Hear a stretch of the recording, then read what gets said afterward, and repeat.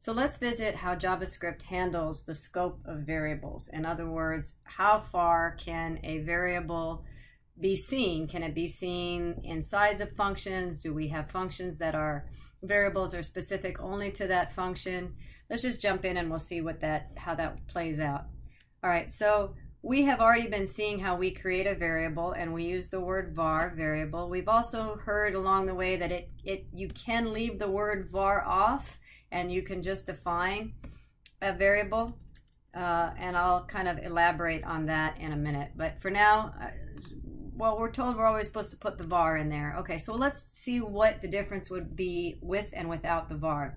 So starting off, let's make this an easy example. I have two functions that I've written, and in each of these functions I'm going to do a document write, and we're going to just write out whatever value the function sees inside animal. In other words, let me spread this out to make it a little bit easier to see.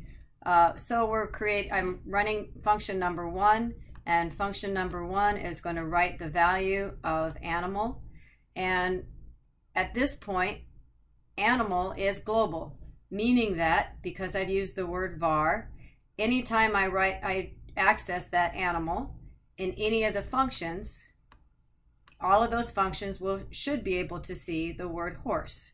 Let me also add, just for oh, I know we can do it in here. So I'm going to also document write a break return so it's a little bit clearer to see. Okay, fantastic. All right, so now let's go ahead and run this and just verify what it was that I'm trying to say. Okay, so as you can see, both of these functions are printing out whatever value is an animal. It's a global variable, meaning these functions both can see that animal is horse. Okay, so let's change the animal value in one of these functions and see how it affects the other functions. So if I change animal equal to dog, okay, then let's see if I can wrestle with, there we go. Okay, with my editor, there we go. Okay, so let's just run it and see what happens. Well, now dog printed out twice. Why is that? Well, because again, this is a global variable. It started off as animal, as horse, but the first function changed animal to dog, and so animal was, because it's global, was changed in both of those functions. Okay, seems pretty straightforward. Let's put a var in front of the first animal. So now I'm going to say in this first function, var animal equals dog. What will happen? Well, let's just run it and see. So now what you'll see is when this function ran, var, because I used the word var, animal is now only available within this function. So even though we have two variables of the same name, because var was in this function, now this animal is local to just this function. And so the second function's animal then is still going to refer to the global variable. So by putting the word var in front of animal in this function, we have made it local just to this particular function. All right, so that's why we're getting different values. Here we're getting dog, and here we're still getting horse. Okay, so what if we left off, let's see, what else can we do? What if we left off, what if we didn't define this one at all? Okay, so now we have var inside of this function, var animal, and we have animal here inside of this function. Let's run it and see what happens. Well, I'm going to put inspect element because I know that we should be getting an error. There we go. So in my console, it in fact says that I have animal is not defined on line 16. And in fact, that's true because we don't have remember this is a local variable to this function. And so we're trying to print out a value that really hasn't been declared because we commented it out here. Okay, so here is another scenario, the last one I wanted to share. If we left the word var off in this function altogether, this is where things get a little bit confusing. So now let's say I called animal without the var. Because I didn't put, let me just run it and see what happens. All of a sudden I have 2 dogs.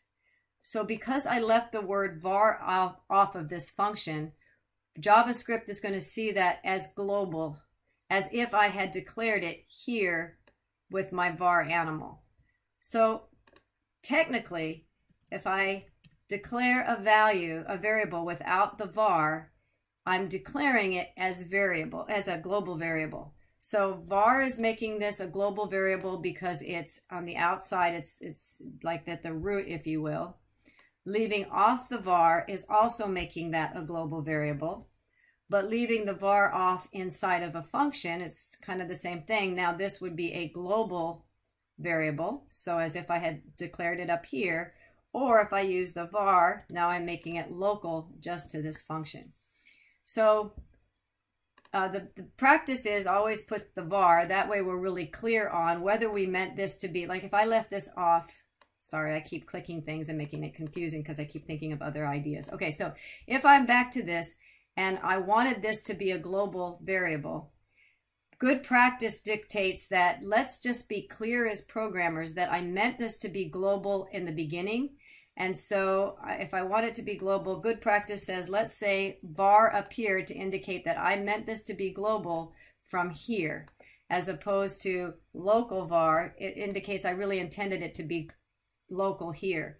Declaring a global variable inside of a function, as you can imagine, is kind of bad practice, because how is that clear from a maintenance standpoint that I meant that to be global for all variables?